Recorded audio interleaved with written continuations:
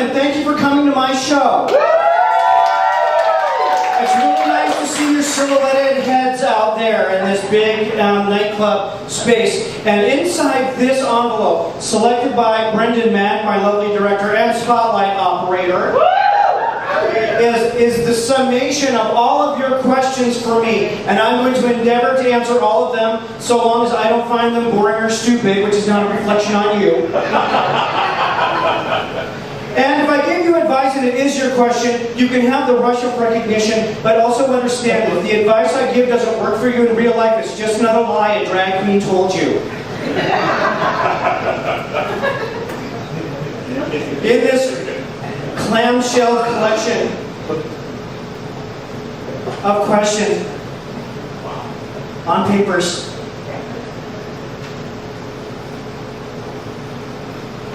several of you, no doubt, have important questions for me, loaded with all kinds of pith and wit, and the rest of you are probably in this stack. Dear Anita, what has been your best experience as a woman?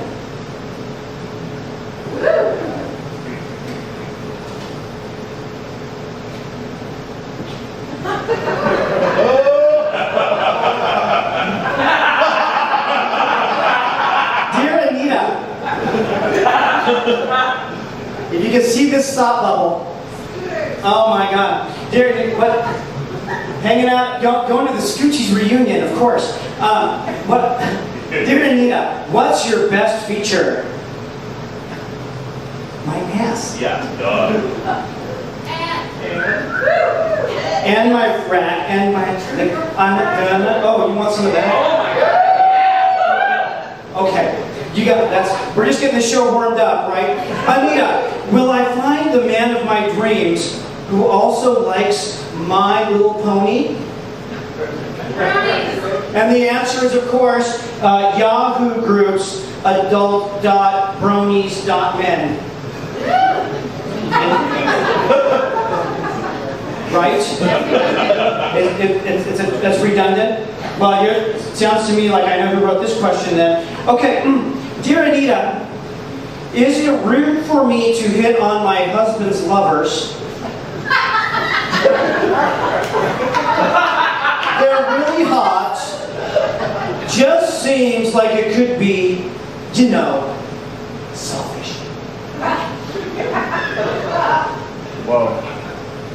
Do you, whoever you are, you and your husband should already have an agreement about your polyamory, which is probably 6 to 8 pages, depending on which form you download off of the internet.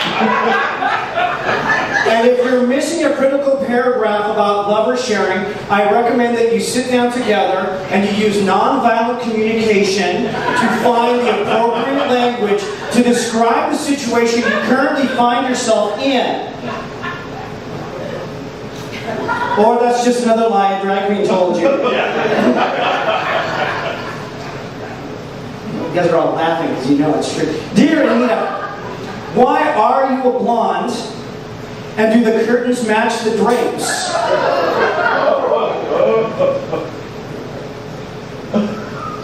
I have a whole row of wigs at my house and a whole row of merkins.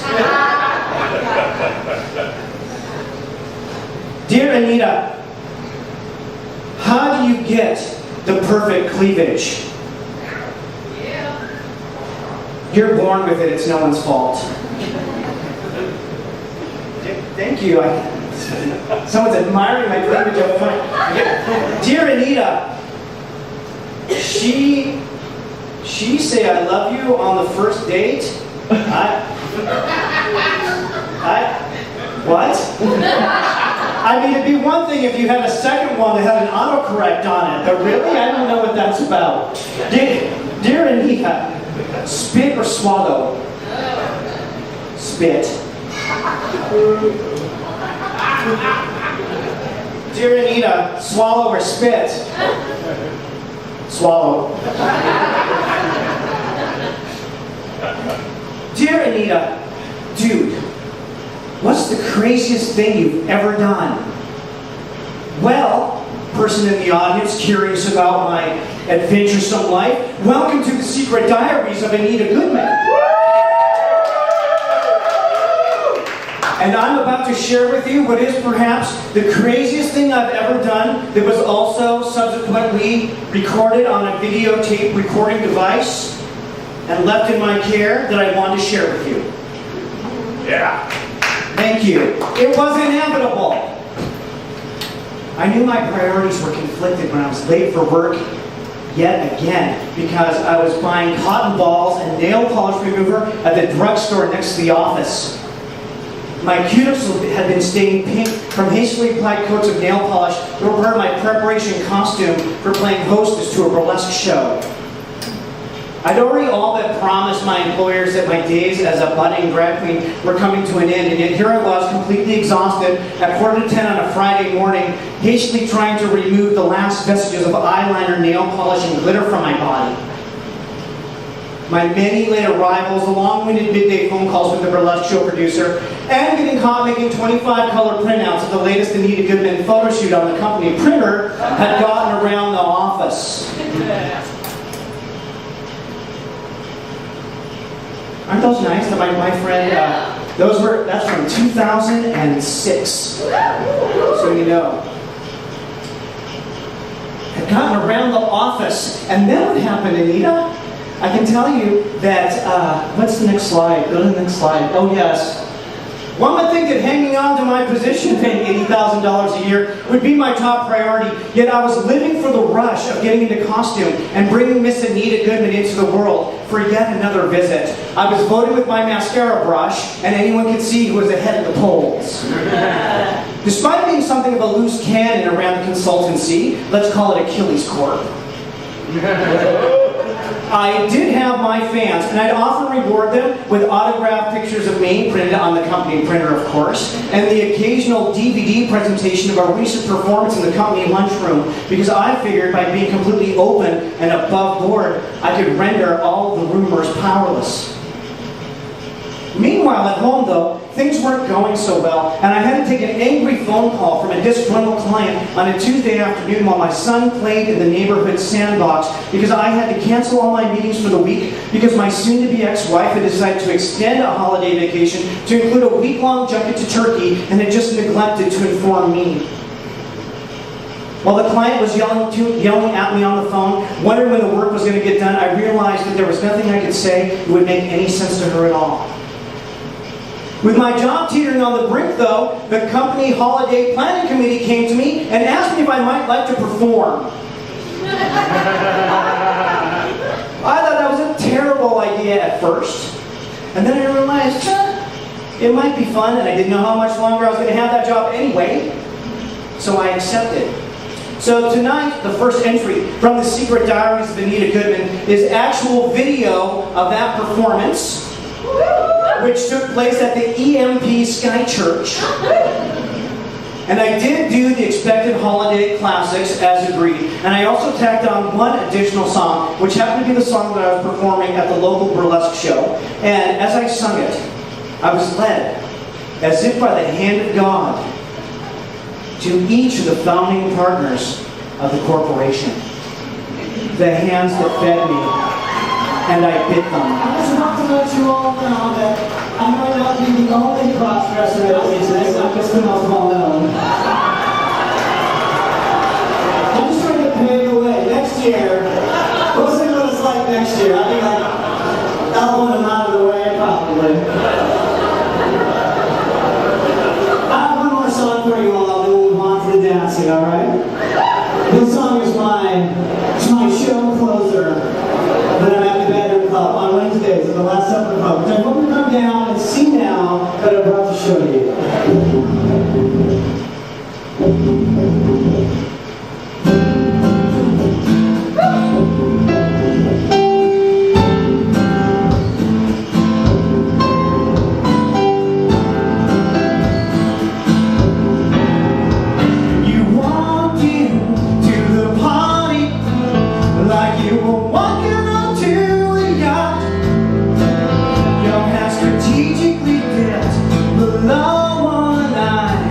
Your scalp was apricot. You had one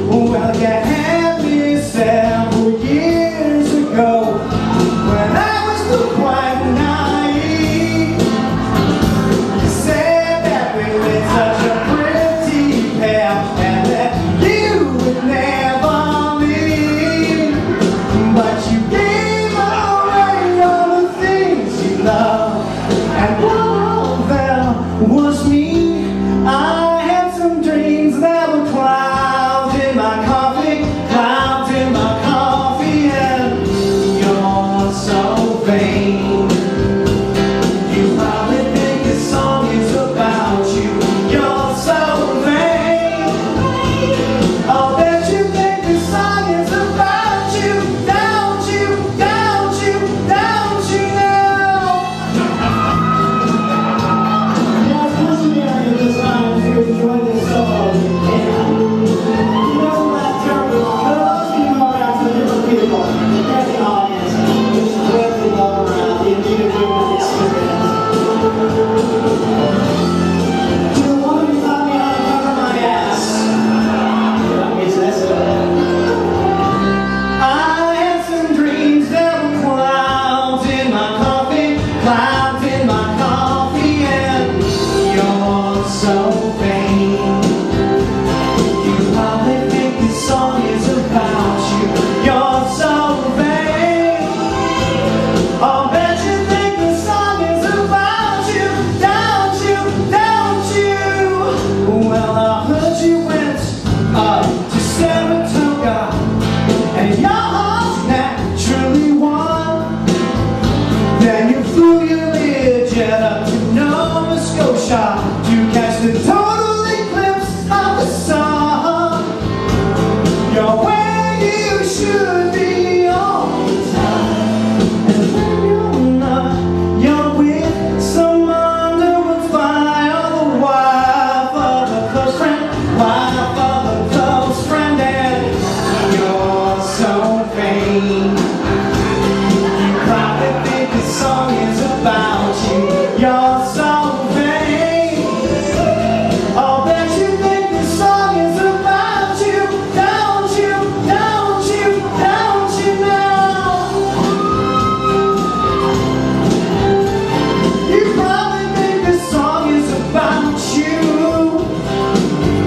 You're so vain. You probably think this song is about you. Thank you very much, everyone.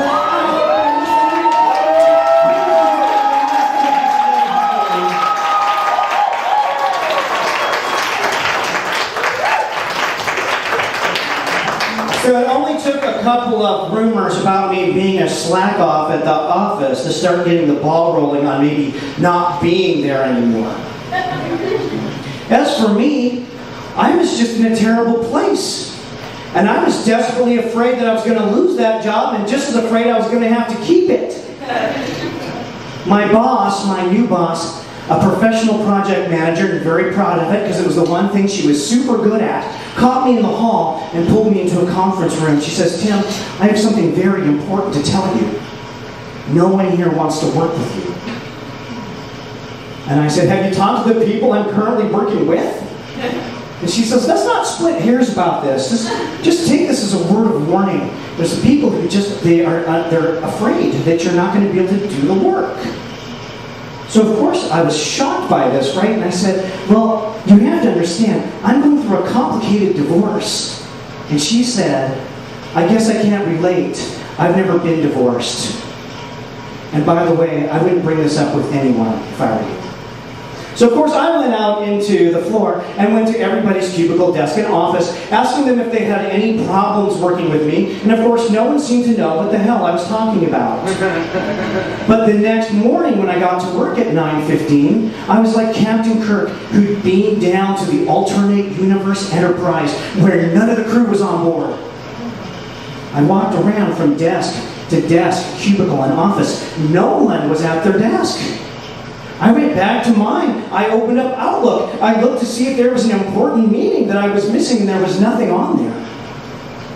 45 minutes later, I hear the whir and the murmur of people coming out of the elevator, springing out of the elevator into the division, walking by my desk, going, "Hi, Tim. Hi, Tim. Hello. Hi, Tim." Finally, my one friend and ally comes to me. He stands over my desk. He says, "I'm going downstairs to have a cigarette. Maybe you should come down in a couple of minutes and join me."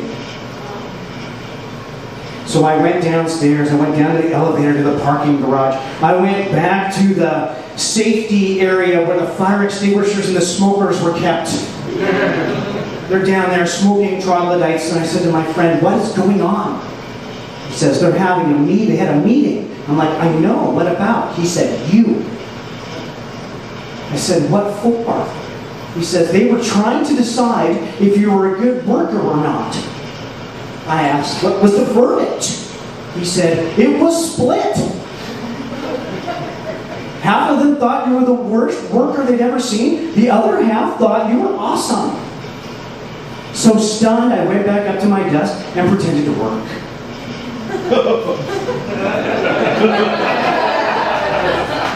And a little while later, my friend comes back and says, downstairs, cigarettes. So we go back down into our corner. I'm like, what's up? He says, they pulled me into an office and asked me what you might do if they laid you off. I said, what did you tell them?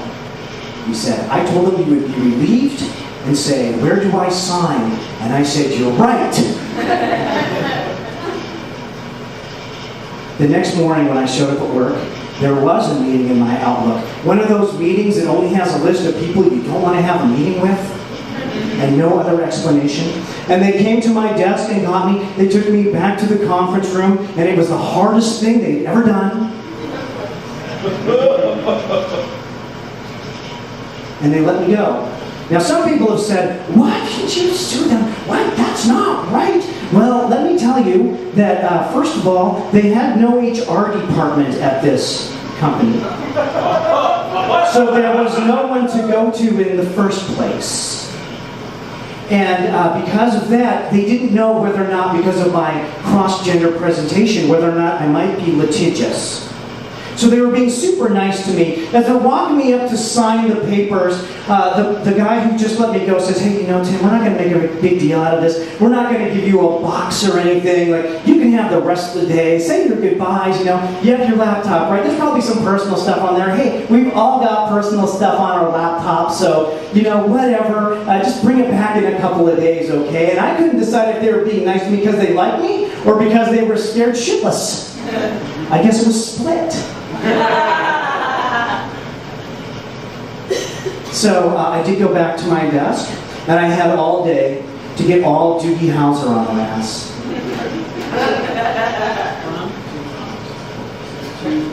February 27, 2007, 8:24 p.m. To all employees.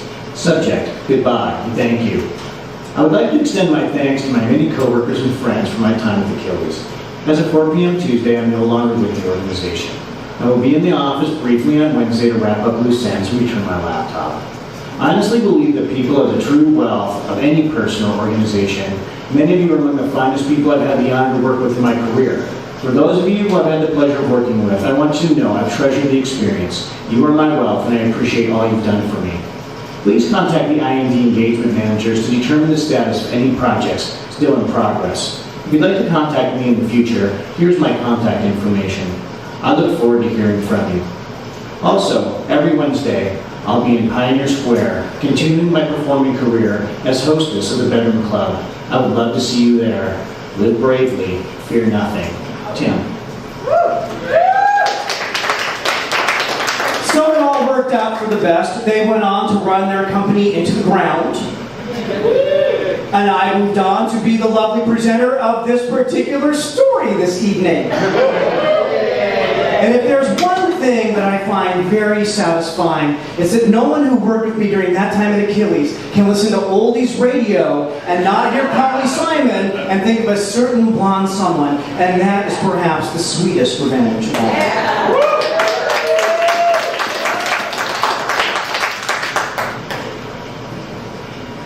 So a lot of people ask me, Anita, how is it that you got here? This seems like a strange place for a ostensibly heterosexual male to find himself. And the answer is it wasn't even my idea. It was Halloween time, October 1979, and my mom had come to me and asked me what I might want to dress up for Halloween. And at that point, I'd become jaded. I'd already been the Wolfman, Batman, Superman, and Spider-Man twice. And you can see there was a recurring theme, at least in my psyche, about superheroes running around doing adventurous things with their underwear on the outside of their bodies, and then the boring kind of romantically destroyed kind of life that they lived in their alter ego, especially if you read Marvel comics like I did. It's always very much this tension, right? So, without a good idea, my grandmother suggested I might like to go with an old lady. And since I didn't have a better idea, the next time I was down at her house, she ran upstairs and she found a blouse and a skirt, and she kind of put together this outfit, and we tried it on for size, and I'm kind of like, well, whatever, okay, fine. So the night of Halloween, I put on all the stuff. I had the blouse and the skirt and a sweater and a hat and glasses, and my mom did my makeup and everything. And when it was all done, this is how it turned out.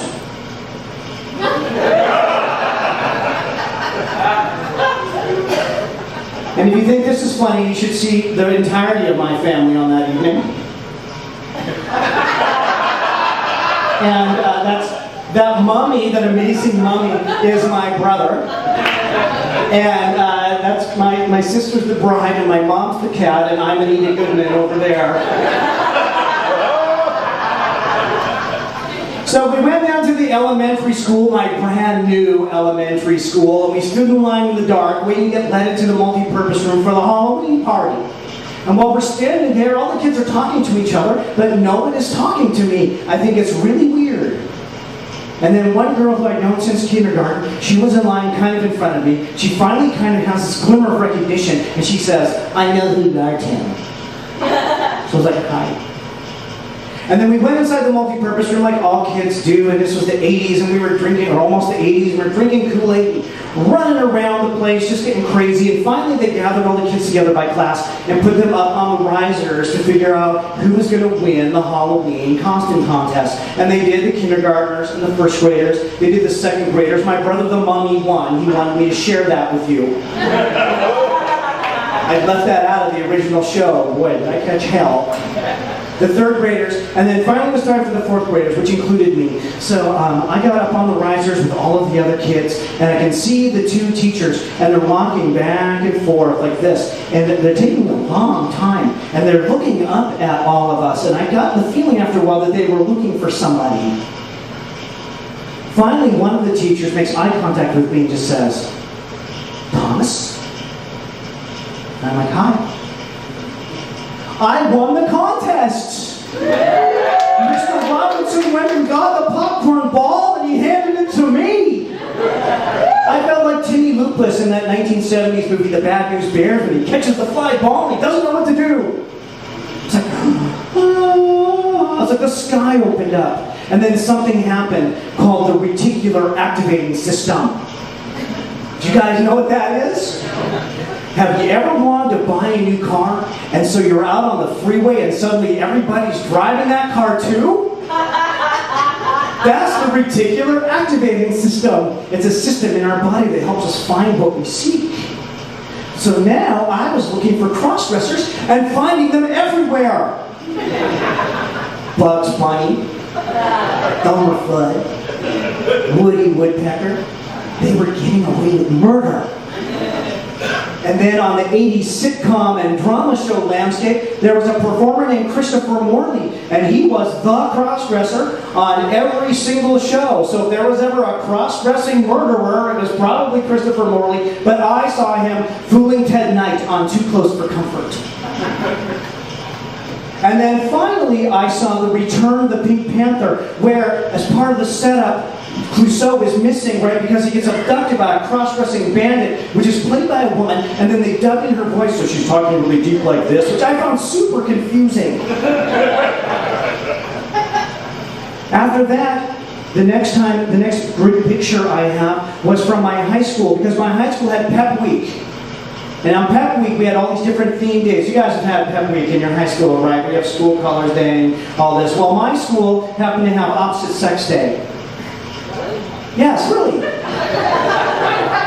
So I'm walking down my country road, getting dropped off by the bus. I had 8/10 of a mile, so I'd walk with my neighbor Crystal, and Pep Week was coming up. So I said to Crystal, "Hey, I would like to do something for opposite sex day, I think, but obviously I don't really have any clothes or anything. And she says, I think I have something. So she left me on the street, and she went down her long driveway to her double wide. I have to imagine she dug through a box of shit she was going to give away. And she came back and she gave me this pink tunic and this white and blue miniskirt and some leg warmers. And when I got home, I said, hey, Mom, tomorrow for school it's opposite sex day, so do you think you could do my makeup? Okay. So the next morning, I got into my outfit, and my mom did my makeup, and she loaned me a pair of pantyhose because she was afraid I would get cold on the walk to the school bus. And then my dad had to leave for work, and this happened.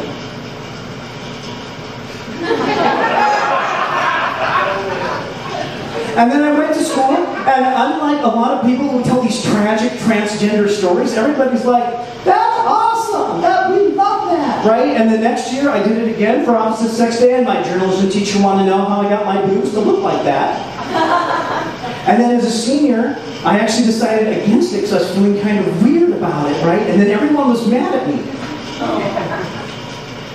In junior college, I'd find ways to integrate drag if I could. I did a lip sync to the song Hello Dad, I'm in Jail by Was Not Was. Yeah. In a dress, like I'd been picked up on the street, I won.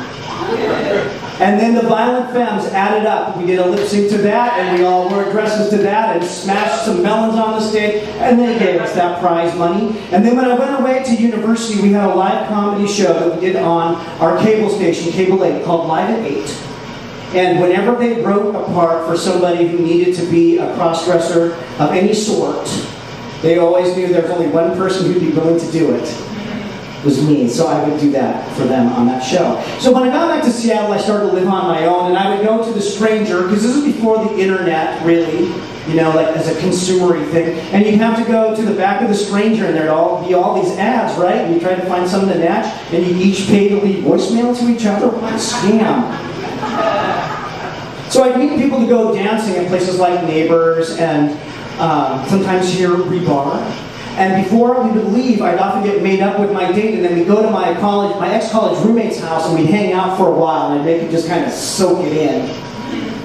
Now once in a while, they'd kind of be in a good mood, and we might have something like a wig and makeup party. Not that they want me to show those pictures, so I won't. And then finally, I found myself in rock bands during the post-grunge time here in Seattle. And so I decided there was way too many grunge people out there, so I decided I was going to be different and go glam.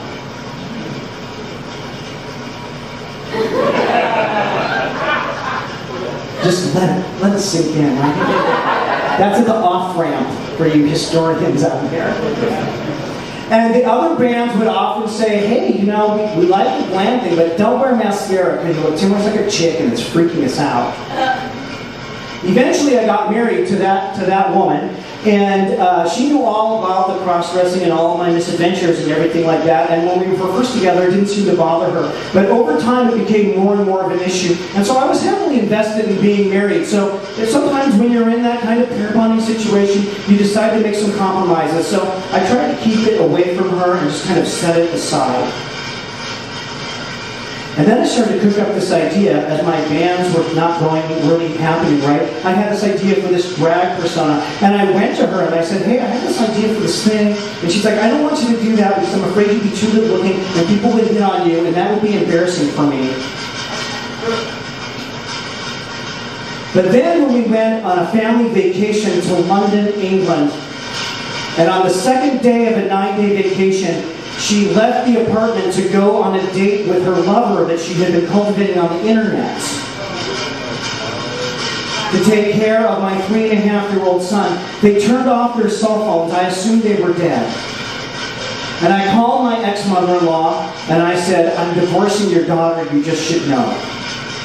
And when she finally did return at dawn, and she came into the apartment all excited from her date, obviously all I could do was be incredibly furious with her. And in the ensuing conversation, she says, you know what your problem is, Tim? You're too old-fashioned. We should be able to do whatever we want. And I said, when we get back to Seattle, I'll show you what doing whatever you want is.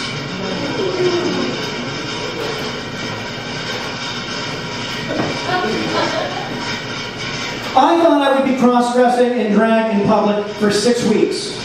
I figured it would take that long for me to get it out of my system, and then after that I could go back to my relatively normal life, already in progress.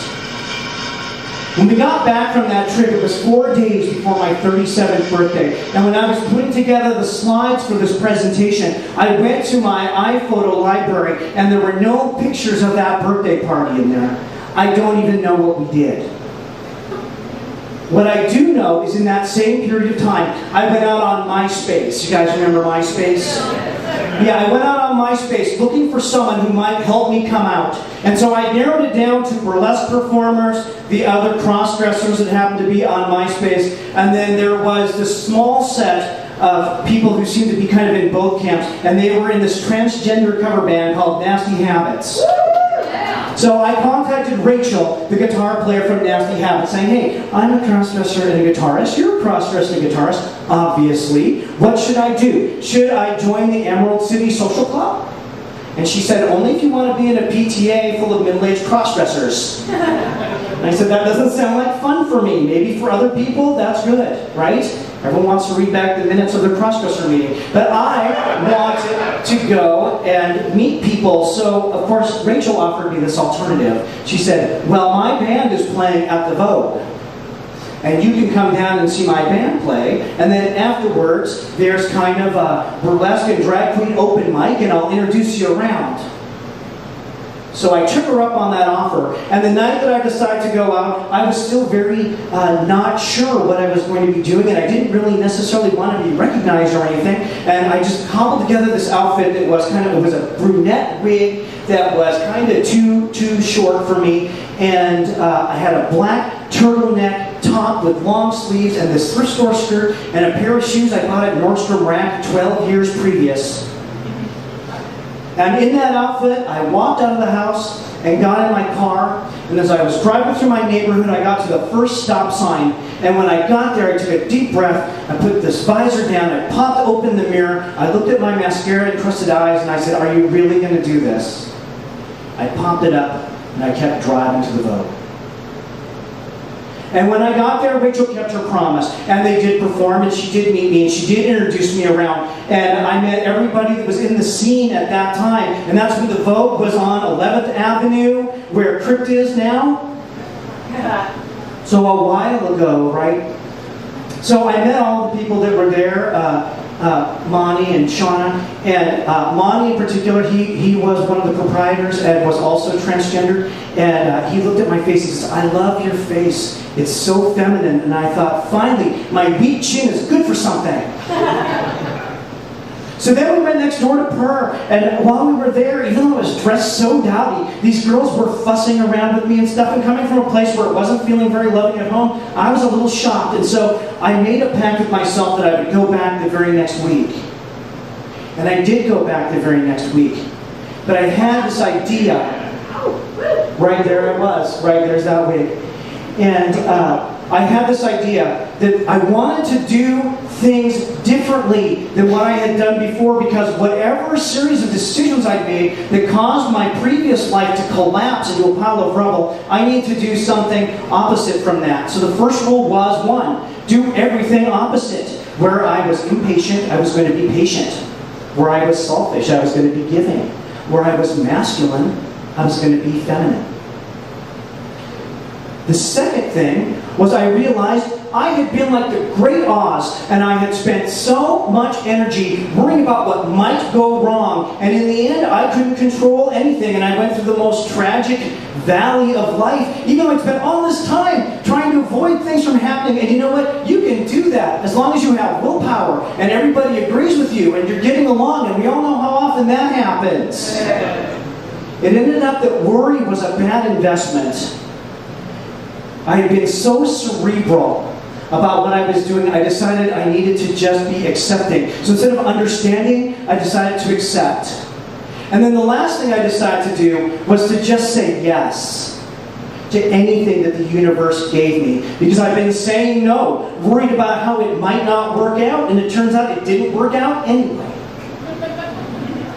So much simpler to do this way. So on the third week I went back to the Vogue, and there was a drag queen shortage. And Miss Demand a Lot came up to me and said, would you consider performing? And I said, do you have a live microphone? And they're like,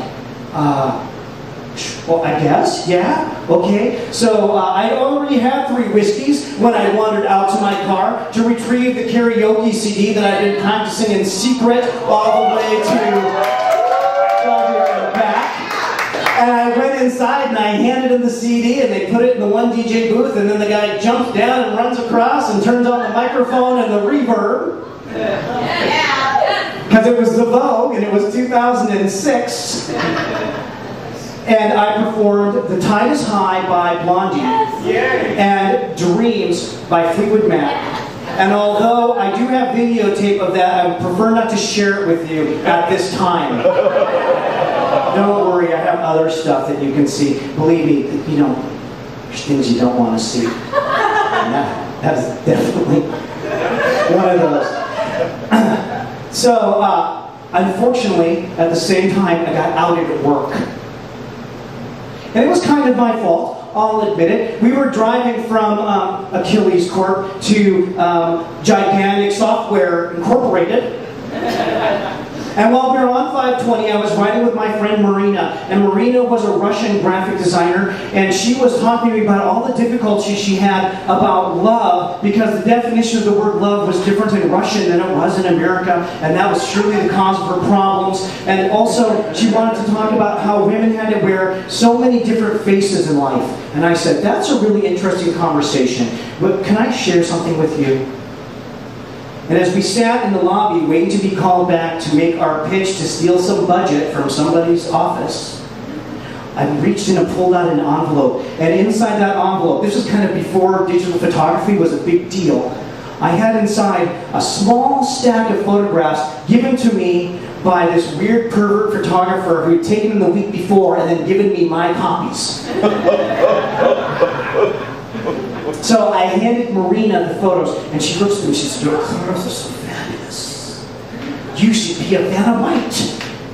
And I'm like, what are you talking about? And she says, I'm in the Solstice Parade, and we have a Wheel of Fortune float, and we need Vanna Whites. Would you like to be a Vanna White? So of course, I had agreed that if the universe handed me something, I would say yes, and so I said yes. A few days later, while everyone else is smoking in the corner, she and I are in my car trying on blonde wigs together to find out which one was which looked best on us. And the day of the Solstice Parade, I put together this lovely thrift store ensemble. That is a Kathy Lee Gifford original. And those boots are from Payless Shoe Source. And I thought I was so clever because I had never really been to the Solstice Parade before, because I thought it was a bunch of hippies riding around naked on bicycles. I didn't care. And I thought that someone was going to put me on a mechanical float, and I was just going to be like Barbie, elbow, elbow, wrist, wrist, wrist. But it turns out you have to push those motherfucking floats. And I had no padding in those boots. And it was 88 degrees outside. And there were 100,000 people at that parade. So we pushed around the George W. Bush Wheel of Torture float, where we rolled the Wheel of Torture, and then the effigy of George W. Bush went through whatever torture from Abu Ghraib prison happened to come up. That, my friends, is Fremont satire.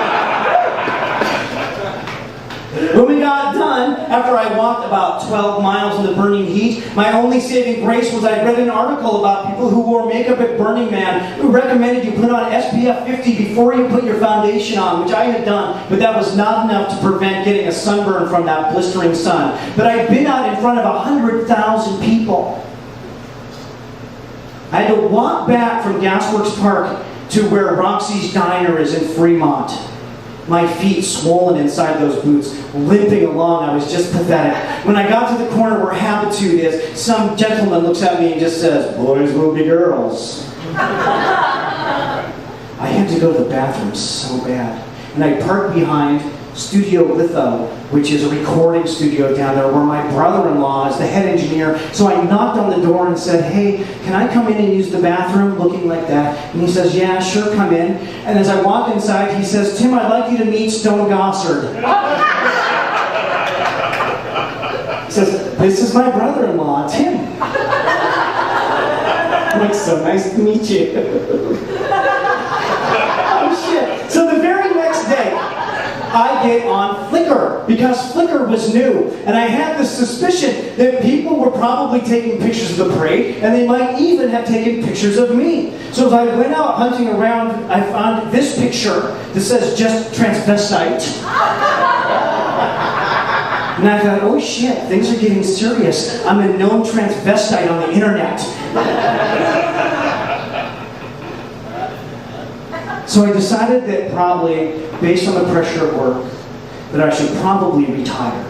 So I started hinting around to all of the people that I was working with that, hey, maybe Anita Goodmann was going to go goodbye. And then if they really wanted to see me, they should come to my farewell performance, which was still at 11 o'clock on a Tuesday at the Vogue. I got about 10 or 15 of them that actually show up and hang out there, some of whom I had no idea. It's always amazing when you're really honest about something, what comes out of the woodwork. I found out a couple of them had been drag queens in previous incarnations of their lives. Interesting, right?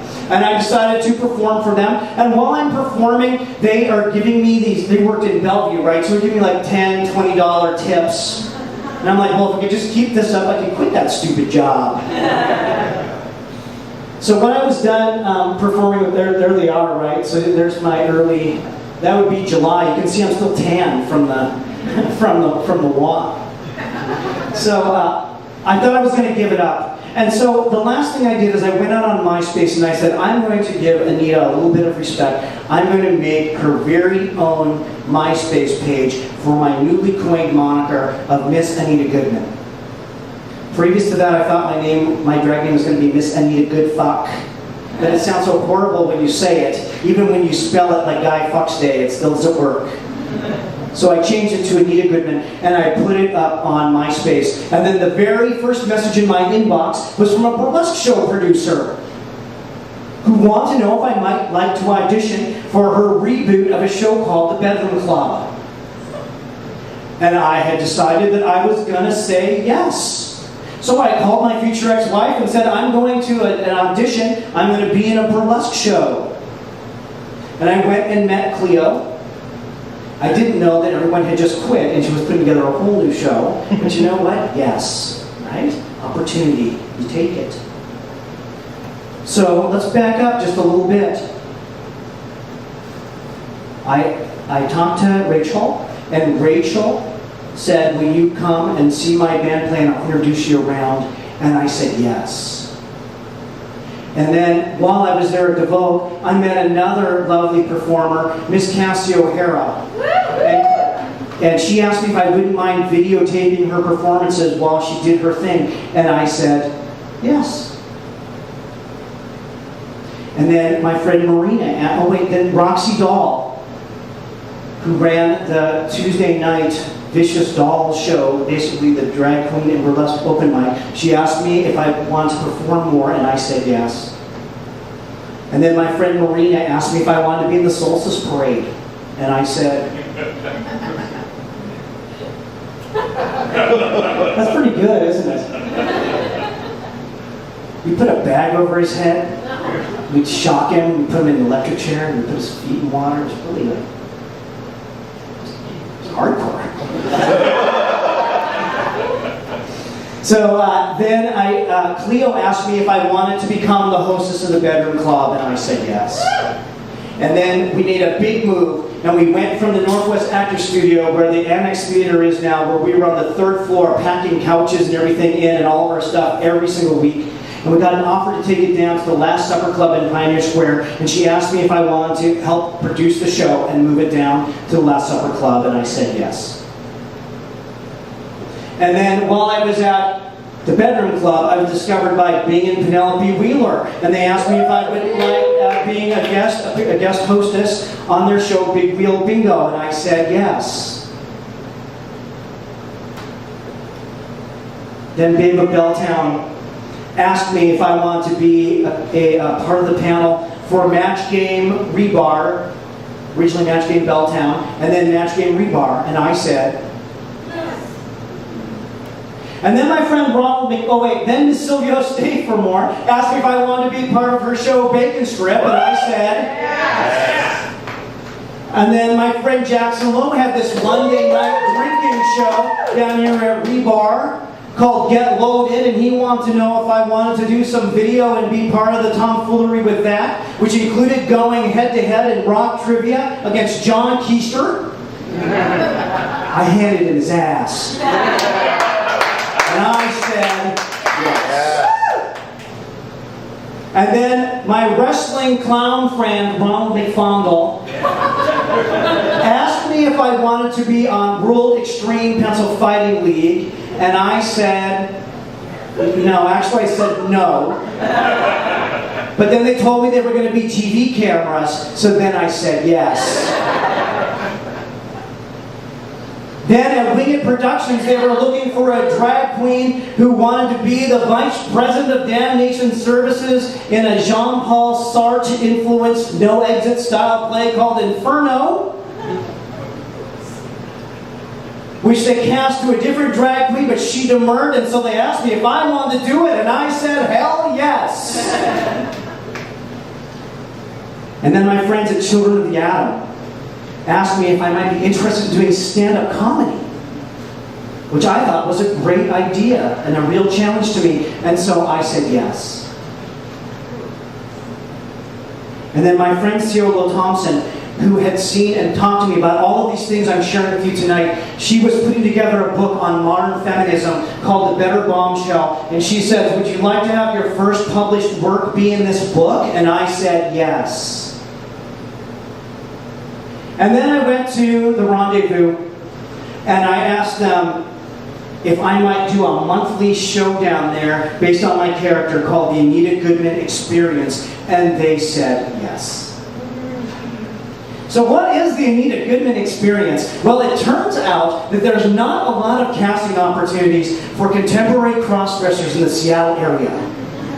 And I know because I built a Google alert and I've looked at the TPS boards. And when the opportunities do rise up, there's about 3 or 4 of us, and sometimes there's other bitches getting involved. So I needed to come up with something to keep myself entertained. So I looked within and I said, what are 2 things that entertained me the most when I was an adolescent? And the answer, besides that, and my answer was Looney Tunes and all the crazy, distorted physics and hilarious stuff in the musical gags. And the other was Mad Magazine and all the satire that they had inside. And I thought, I wonder if I can do a show that has 2 drag queen co-hosts where we have physics and ideas that seem to come out of nowhere like Looney Tunes and also have a satirical edge like Mad Magazine. And although that experiment is largely a failure, we did put it together. And here's a tableau, a typical tableau from our show. So many of you are probably like, I don't know what the hell that is, and that's good.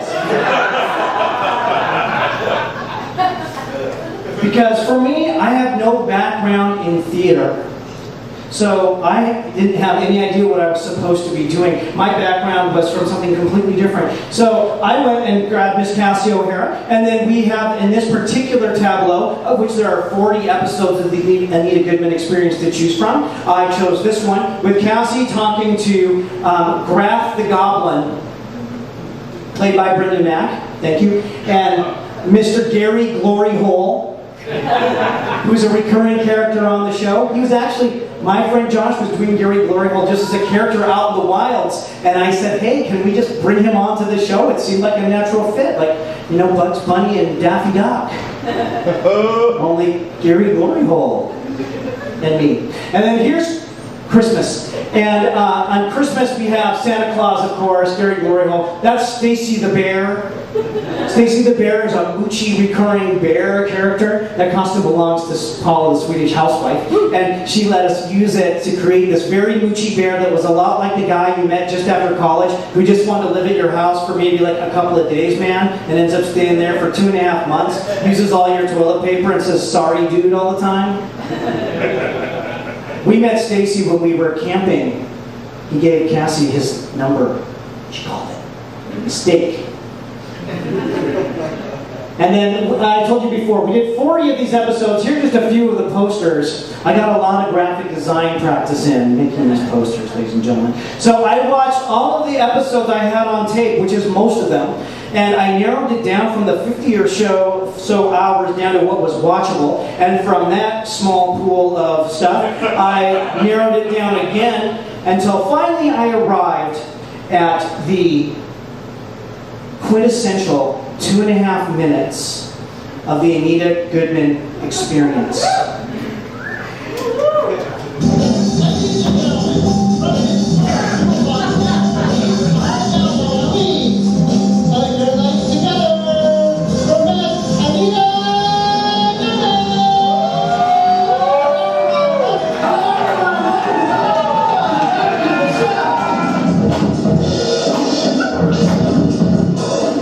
Enough about her, let's talk about me for a second. I'm really worried about Anita.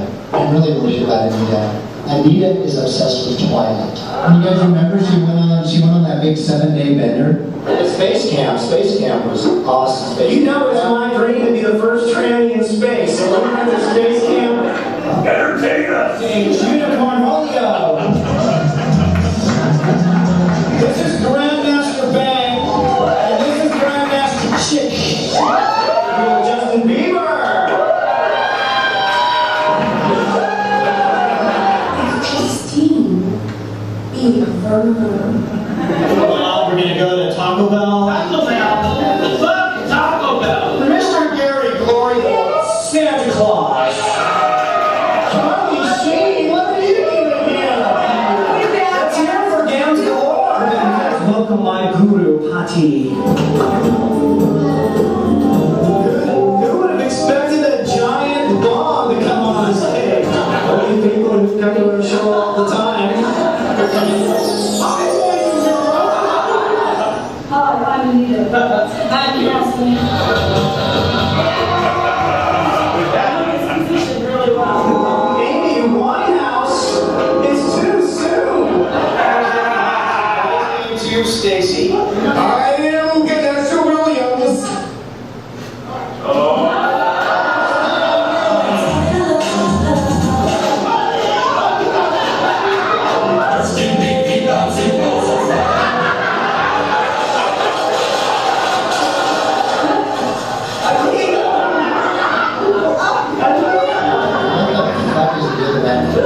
Dancing boobs.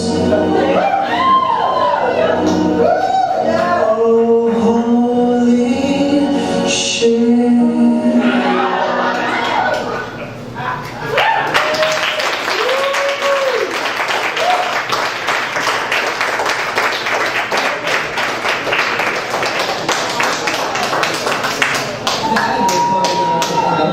Alright, let's give it up for the fabulous Anita Goodmann.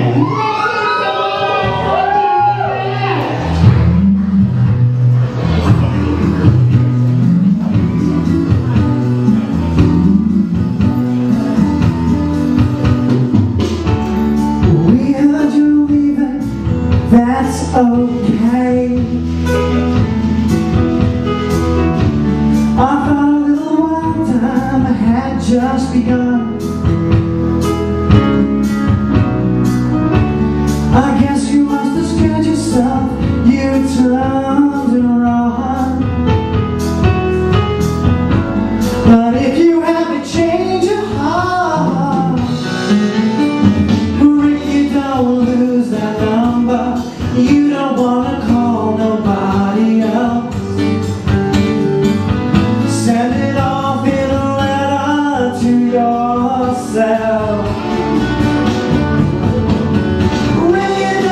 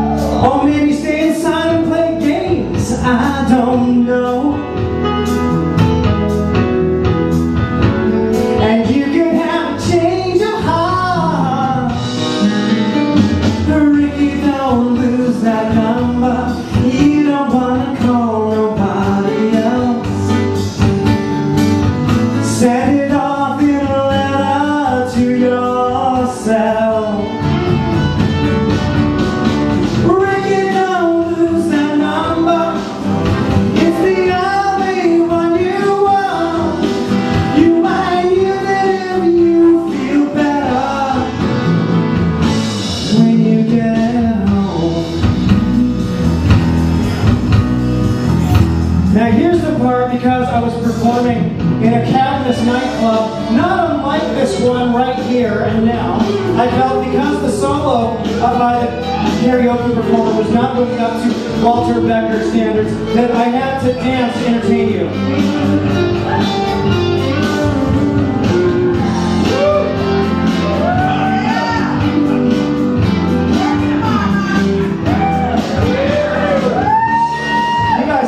Some Miley Cyrus, but no.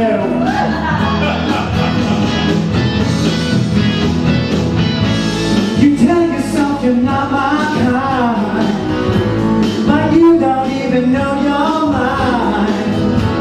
And you could have a change of heart. Ricky, don't lose that number. You don't want to call nobody else. Send it off in a letter to yourself. Really don't lose that number. It's the only one you want. You might use it if you feel better when you get home. Ricky, don't lose that. Ricky, don't lose that. Ricky, don't lose that number.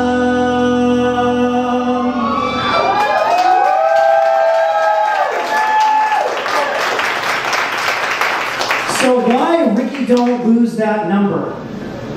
Well, it turns out that unlike most of the drag queens you know, I don't know a single show tune.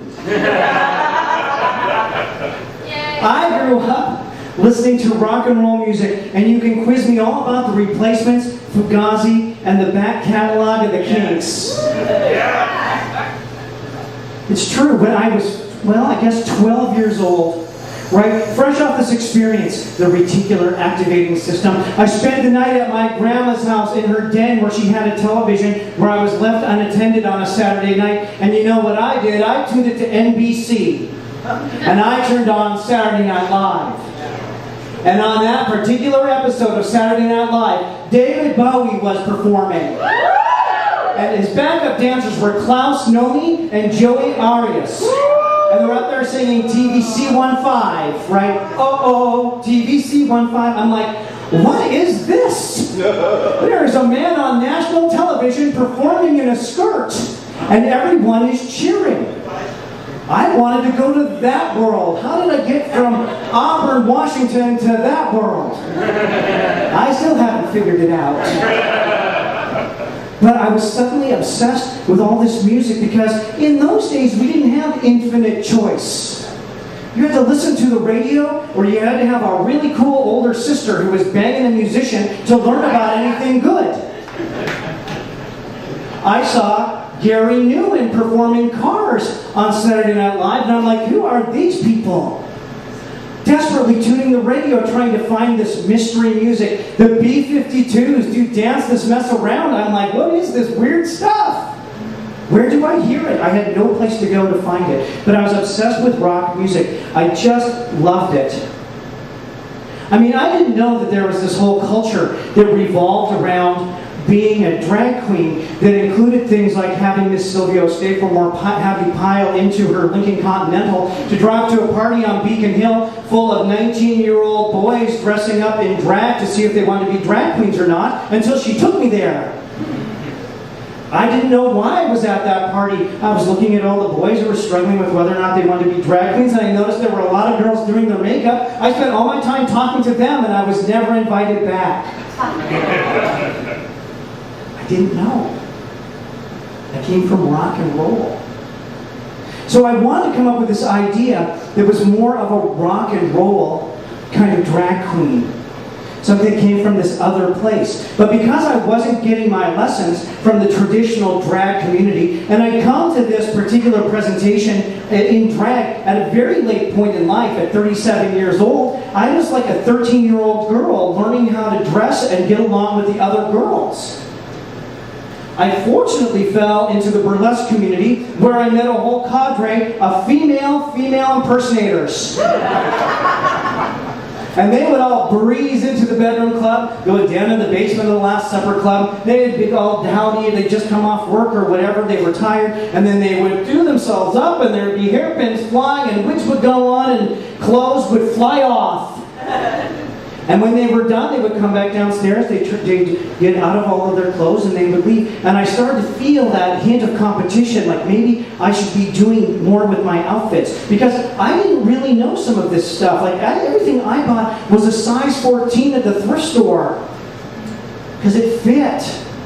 And I started getting feedback from all of the ladies. You really shouldn't wear that dress on stage ever again. One time I wore a pair of shoes that I bought at the thrift store. My friend looked at them and she said, I had a pair just like that when I was 17. I'm like, what does that mean? But over time, the ladies in my life took me under their wing, and two things happened. One, they took me to a lot of places where I think they got sales commissions, but that's okay. I did get some very nice shoes out of the deal, right? And eventually I got the shoe bug, and pretty soon I had too many fucking shoes. I started giving shoes away. People started giving me shoes. I don't know why every girl thinks that if she wears a size 10, she should give them to me. They don't fit. I wear a size 12, just so you know, in case you're looking at an Amazon list, you want to give me a present or something. Just an idea, right? So my female friends would coach me. And from that, I would hang around with them, and if I noticed something about their character, their femininity, that I particularly liked, because I was being a sponge and I was trying to learn, I might co-opt a little piece of them and bring them into my Anita-ness. And over time, I developed an actual character and a persona. I mean, at first, as a guy, I was afraid. I'm like, should I take this too seriously? But finally, I put myself so far out there that I just had to take it in. And that's how I started to develop the persona of Anita that you meet and are talking to today. A lot of my friends ask me how I parent my son when I'm this way. And I say, you mean fabulous? And they're like, yeah, you know, that way. And I'm like, yes, fabulous. And they're like, yes, sure, fabulous. And I tell them that I'll give them the same advice that I give my child, because I think that kids are just adults in training. And that you want to give them the best advice you possibly can. And I told my son that if we called life the game of choices, we would all work a lot harder on our scores. You know, from the very beginning, when I first started going out as Anita, I realized I was going to be very out about this. And I decided the most important thing I could do was not to just be congruent with every other adult in my life, but also be congruent with my child. And what I mean by that word congruent is that my outer self and the words that are coming out of my outer self match my beliefs about myself inside. Because kids can tell that there's something incongruent. They don't always know what, because they're not wise or experienced. They just know there's something about you that feels like lying. And so I wanted to make sure that my son was part of the fun. So I explained to him that we are living in a theatrical environment, and the theater is the whole world.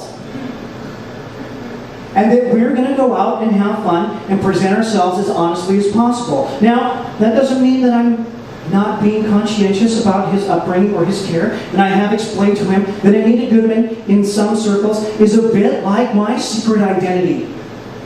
And that maybe not everybody at school needs to know that I'm also Supergirl. But if I shared it with one of his friend's parents, then it was okay. And so he's been very good about understanding all those things. And being part of this community, many of you here are part of the community, and he's gone to all of these things, and he's had an opportunity to perform and to be accepted among the artists of Seattle. And so he's told me several times, he says, I want to be rock and roll forever, Dad. Isn't that nice? But you know, he was playing Magic the Gathering the other day, because he's 10. And he was at the after-school care, and there's this other kid there who also plays Magic the Gathering, who's a little younger, who apparently doesn't care about the rules of Magic the Gathering, which drives my son crazy. So he decided, being an assertive young lad, that he would set his opponent straight about what rules were real and what were not real. And that kid's response to Benjamin was, "Shut up, you're so gay." And Benjamin said, "That's not an insult. That being gay is perfectly normal. And that it doesn't matter what you say to me." And you know, that is a lesson.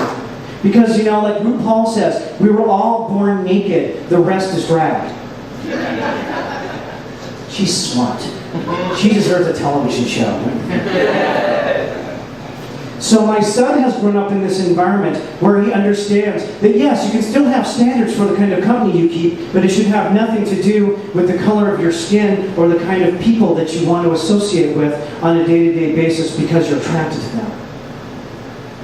I watch him very carefully because in some ways it's kind of a social experiment. Most parents don't raise their kid this way, but I see him play Minecraft. For those of you who don't have kids, it's an obsession with kids. Minecraft, it's like virtual 3D, massively multiplayer Legos with yelling. And my son gets together with his friends and they collaborate and they build these environments. And you know, they don't think about who's on the other end of their avatar, of that blocky avatar. He has another friend who is about his age, who is actually, you know, much more gender fluid. And my son came upstairs from Minecraft and said, "Daddy, my friend has a new skin on his Minecraft character, and it's the most basic girl skin you can put on." And I said, "Well, you know, your friend is trying to decide if he likes being a boy more or a girl more. And so he's trying it out in Minecraft." And he says, "Oh, okay." And went right back to playing. I think there's a lesson here about how we can teach people to love, our children to love or to hate. That we can help them to understand and be accepting, or we can help them to have parameters that are not so loving. It's an important job as a parent to make sure that you do nurture your child and you help those children to move into the future. Now, I don't know what the workplace is going to look like 10 or 15 years from now, but I have a suspicion that they're all going to be wearing these head goggles and screaming at each other. No, no, no, no, no! That's the wrong manufacturing process. Go on chat, go on chat. Some of you know what I'm talking about. So here's the part of the show I call One Lady's Conclusions. You know, when I started going out as Anita Goodmann, and I started going out in public more, and you know what? I would go any place, guys. I went to Earl's on the Ave one night. That was crazy. And some of you know my name remembering trick, and let me just tell you, my name remembering trick saved my ass at Earl's on the Ave, because I recognized a person out front who then swept me in, and we hung out in the back room most of the night. But that place was gross. But I would go any place. And my female friends would say, "Do you ever feel intimidated when a guy walks up to you and starts talking to you, and he's like, you know, hovering over you or whatever?" And I had no idea what she was talking about until I put a dress on. And then I understood that there was this whole other set of experiences happening between men and women that I had been completely oblivious to. You know, and I obviously understand what a guy's intentions are looking at him, being a guy, at least part of the time. I understand what he's trying to communicate, but yes, it can be rather intimidating. And I experienced it in person when I was working at the Last Supper Club, at the Bedroom Club, and I walked out of that club, which is in Pioneer Square, and it looks out over Occidental Park. You guys know Occidental Park, right? It's a big, concrete, dark, scary park. And if you're tall and blonde and look like you have a home, you're the most popular girl in that park. So I just needed to get some shit from my car. So my car was kind of over there.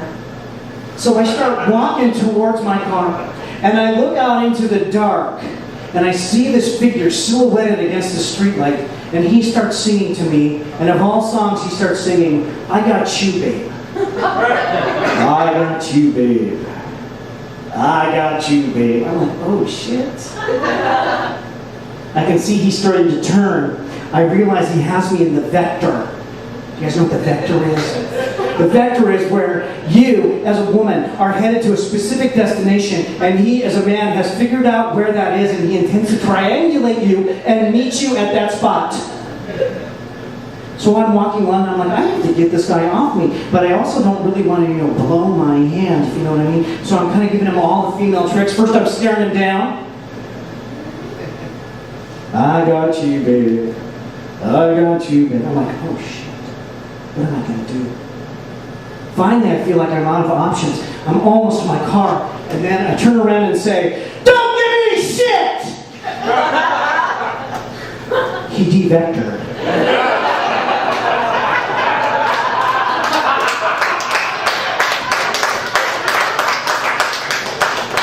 When I tell that joke, and I've been telling that joke for a while, right?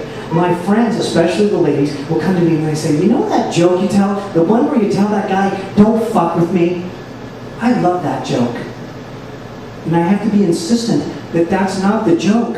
I don't say, don't fuck with me.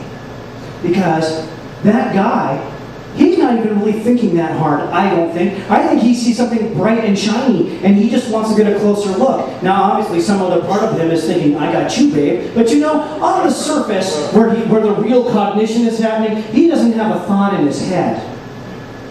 And if I had turned to him and say, don't fuck with me, he'd ask himself, was I going to fuck with her? Well, maybe I will.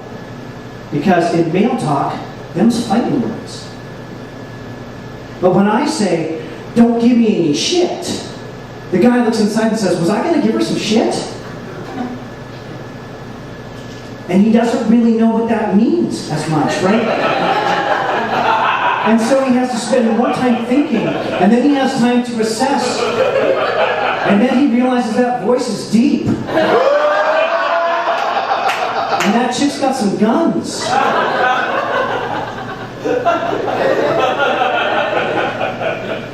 Early on, and I've told people this, I became the sole caregiver of my child. My ex-wife left the country and never returned. And she wasn't from that other country. She just went to that country and stayed. And so I had to take care of my child from the time he turned 4 until now. And I say that I'm the sole caregiver, but that's not entirely true, because his maternal grandparents and my parents both stepped into the gap to make sure that he had as complete a family life as we could possibly imagine for a child whose mother had just disappeared. And so my parents were very supportive and helped make this whole Anita Goodmann thing happen, including driving from Auburn to Bellevue to pick him up on the nights I had shows and bring him back to Auburn, and the next day they would bring him back to Bellevue and I would pick him up as if he was never gone.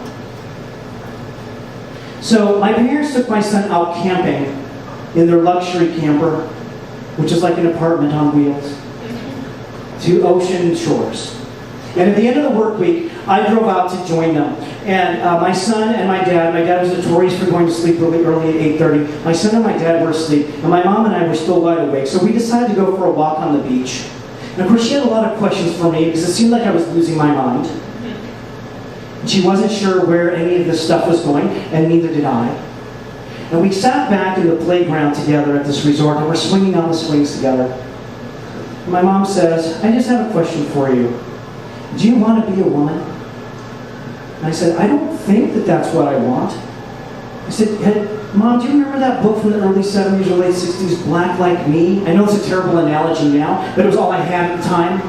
I said, I'm doing this other thing. I'm in this other body, and I'm learning all of these things that I couldn't have learned any other way. So I don't think that's how I feel. I don't think I want to become a woman. Besides, I have way too many white male privileges to do that. So we look over at the multi-purpose room at the campsite, and I see all of these campers wandering into the multi-purpose room, and I'm like, hey, that looks interesting. So I said to my mom, hey, let's go see what's going on in there. So we went inside the campground community room, and there's a refrigerator-sized karaoke setup with the big laser discs. And there's a guy running it who looks like Hank Hill from King of the Hill. And with them is his wife. And the whole point of that giant setup was to play his wife's favorite sad country songs. Her name was Susie Higgins.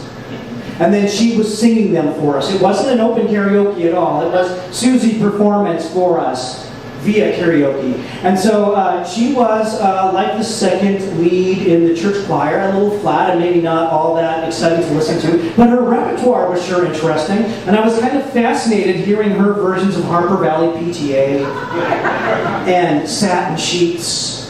And I thought, what a bunch of sad songs for a couple that's so obviously happily married. But when we got to the end of the concert, they announced that they had recorded an album. So I turned to my mom and I said, I am buying that album. And she said, why? So we went up and I bought the CD and I said, Susie, will you autograph this for me? So she opened it up and she says, who should I make it out to? And I said, make it out to Anita. So she signed it to Anita. I closed it up. My mom and I are walking back to the trailer together, and she turns to me and she says, you know, I think I finally understand. You just want to have fun. And it turns out it's a lot easier to have fun when you're tall and blonde and have boobs.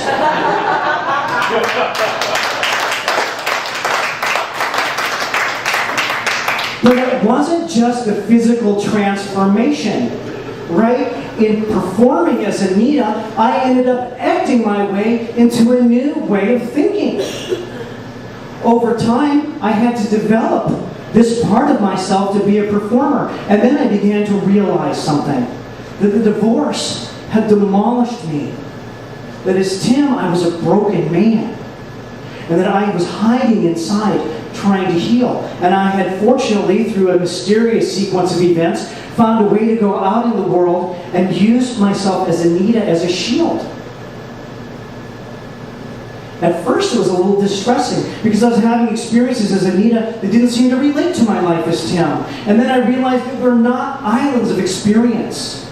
We're actually vast continents of experience. And it's our job to put that information in a pack and hike it to your core persona no matter how hard it is. So over time I began to learn.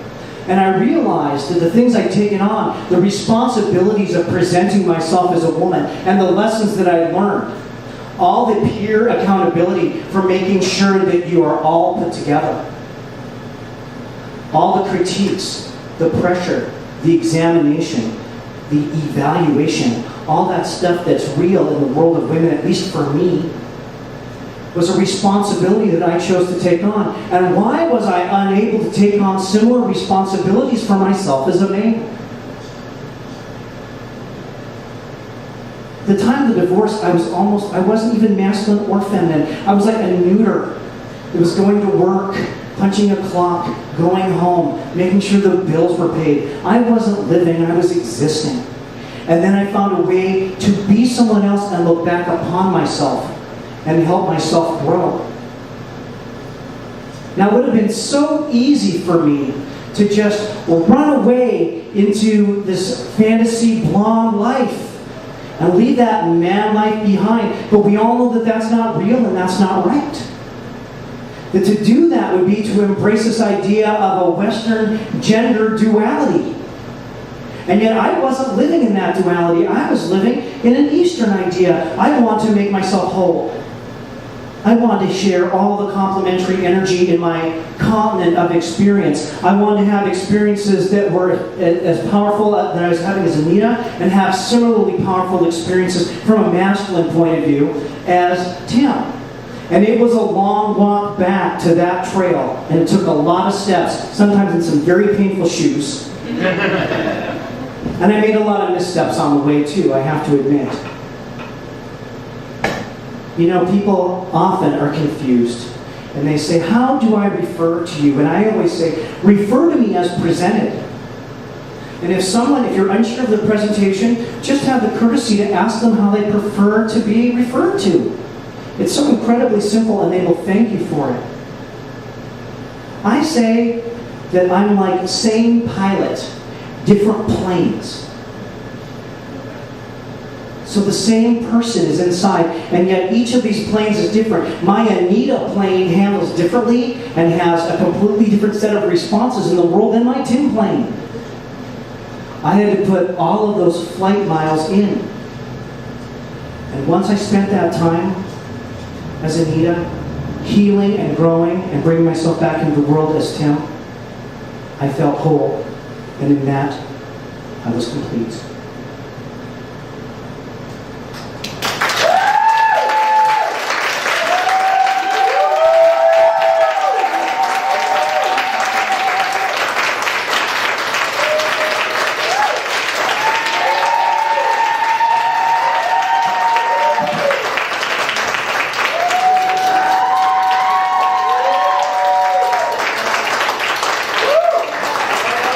Thank you all for being here at the show tonight. This is our closing night. I hope to remount the show again in the future, but I really appreciate you being here. And we have to tear this space down to make room for some disco dancing. So if you have a moment or two to help, we'd really appreciate it. And I'll see you guys out in the lobby in just a minute. Okay, thank you so much. Anita Goodmann. Up next, here we are, Flammable, a house night. Some people call it church. Opens up by ringing a glass.